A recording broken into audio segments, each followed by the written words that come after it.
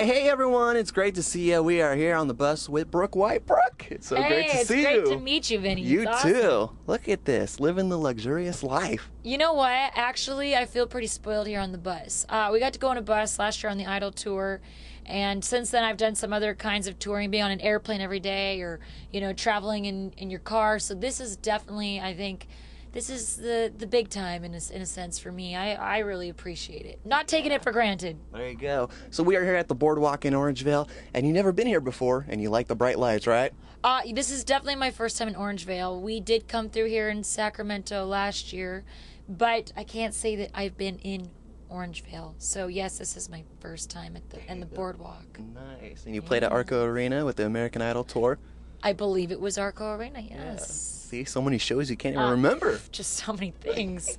No, I'm just joking, yeah. Great. So congratulations with your album. Came out in July. And yes. Awesome. Thank you so much. Yeah, High Hopes and Heartbreak is my record that I've released post-Idol. And yeah, I'm excited about it. And that's why I'm out here on the road promoting and getting in touch with these fans and connecting with them. And it's cool to be up on stage and see people in the audience singing along to your own songs. That's when it really kind of hits home, I guess. Yeah. So words that you just put in a blog one day and all of a sudden they become the title of your album. How does that work for you? Wow, you did your homework. You know all about this. Yeah, I know a lot about you. Thank you. Wow. Yeah, that's exactly how it happened. I had written a blog, a couple years before American Idol, and had the whole line of, I had a line in there about my experience of getting into music and chasing the dream, and I said, something like, it was a bumpy beginning fraught with high hopes and heartbreak experiences I've turned into songs. And when I went back and I read it after Idol, I thought, bingo, that is the title of this record. Well, that's it, right? Yeah. So what happened to your iPhone? You ran it over? What happened with that? Man, this is crazy. You've been reading some tweets or something. Well, it's really embarrassing, and to not get into a very long, drawn-out story, I basically ran over my iPhone with my own vehicle. Not on purpose, obviously, but it was just an accident that happened, and all I could do was just laugh my face off, because really, as frustrating as it was to be without a phone for the last, 24 hours or so, it just was kind of hilarious, One of those moments. You're just like so mad, but you're upset and you're laughing at the same time. Yeah, it's like that fine line between should I cry, should I laugh? I'm so upset right now. I don't even know what to do with myself. I'm just going to laugh. Your song, Radio, it tells a little story about, you growing up and having that radio always there to listen to. And right. Tell us a little bit about the song for people that don't know about it yet. Absolutely. You basically said it all. I had actually recorded 11 songs for my record. I took it home. I started listening to it.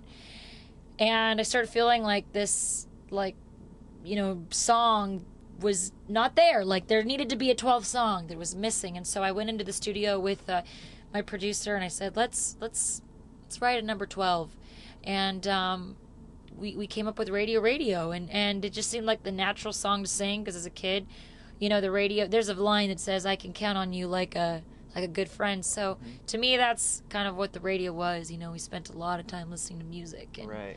So it just felt right. And then it ended up being number 1 on the record, and it's the current single. Yeah. So you were in St. Louis, Missouri, and you heard that song on the radio, and how'd you feel about that? Well, it was awesome, because I had gone in and I'd done a radio interview that day, and they said, have you actually heard your song on the radio, like when you're driving or just coming on the radio? And I said, no, I hadn't heard it. Yeah. So they said, well, hey, maybe later on if you call and request it, they'll play it for you. And so we did, and we were driving, and it was very awesome, as you can imagine, very surreal. Have you ever seen That Thing You Do? No. The movie? Okay, I recommend it. Okay. I highly recommend it. It's a great music movie, but there's this moment where they're in a store and they hear their song on the radio for the first time, the band, and that's what it was kind of like. Yeah. I'll have to check that out so I can get the Brooke experience. There you go. That's right. Watch it. Good. So you're scared of heights. And if you're scared of heights, maybe you can be influential on people by writing a song about that. Have you ever thought about that before? No, I haven't. I try to avoid heights at all ways possible, because it's not just like being in high places. I even dream about falling off of high places. I have dreams about little kids falling off of high places, and it's terrifying.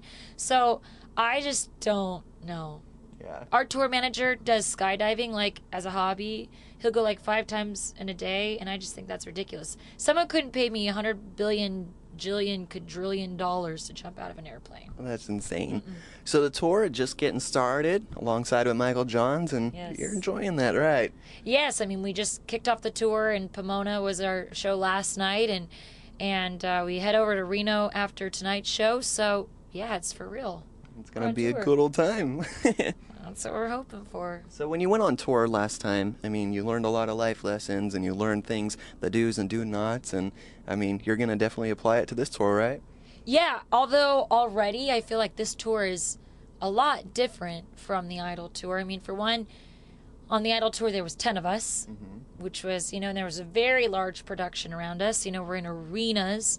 For me, being more of a singer-songwriter, I feel like places like this are more conducive to my style of music. I need a little bit more of an intimate environment where I can actually see people, and I'm really enjoying kind of the relaxed feel of this tour. It's just different. Right. But yeah. So let me go back to your album, and in the film business and television, they have the executive producer, Right. who's kind of deals with all the money. Now, for people who don't know about the music, is that kind of similar? Because Randy Jackson was the executive producer, and Executive producer is kind of a vague, role to some people, but for me, Randy was the sounding board. He wasn't necessarily in the studio day to day, working out every little detail, but he was the one that would come in and take a listen, with a fresh pair of ears, and give us some honest feedback with some clear perspective of what could make it better, or any way we could improve.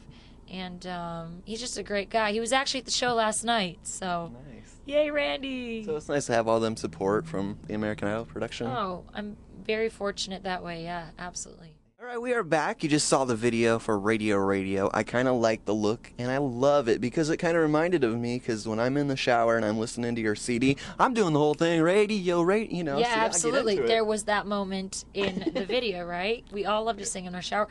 That's what it was all about for me, was taking it to every person's day-to-day life. That's what music does, is it transforms your moment. You listen to 3 minutes and 15 seconds of a song, and you could be feeling bummed out, or whatever you're feeling, it really just can really make your day better. Right. And I just wanted everyday little moments in people's lives to, where the radio was there. Cheer alongside. up. There you go. That's right. Cool. Now, you're a big fan of, you're inspired by a lot of 60s and 70s music. Yes. And, a lot of people today, they're like, oh, I want to take a song and I want to change it, make it modern. Right. And that's kind of what you did on your record with Kings of Leon. There's a band, and Right. you did that song. Tell us a little bit about that. Actually, I kind of had the reverse approach. I wanted to take a modern song and make it sound kind of 67, more 70s. So the idea was, for one, I knew it's always a risk to do a cover song because you're going to be compared to the original. And at the time, it was not, when I was in the studio, it wasn't their big single. But I knew it was a great song, and I knew right away it had the makings of a great cover. So I went in the studio and thought, as a female singer-songwriter, it won't be like a knockoff of, a male rock band. So it kind of gave me the freedom to do my thing.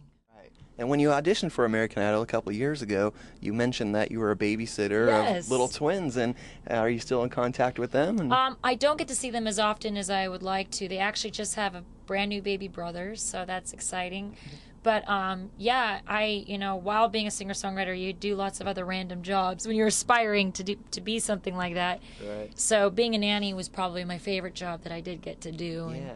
And, so they've seen you grown up and seen you. Yeah, they used to watch the show on TV, and it's funny because they would actually, they're really, really little. Like I started watching when they were 6 weeks until they were 18 months old, and so when I was on the show, they were almost 2, and they have pictures of them watching the show. It's really cute. So nice, yeah. Great, cool. Well, Brooke, thanks for taking the time to be on my TV show. Thank you. It's great to meet you. It's so great to meet you. And you have a fun show tonight. I sure hope so. I'm excited. And I need that audience to bring it. I know. My dad was disappointed. He wanted to come, but he was feeling under the weather. But in spirit, he's listening to your CD at home. Good deal. There you go. Feel better, Dad.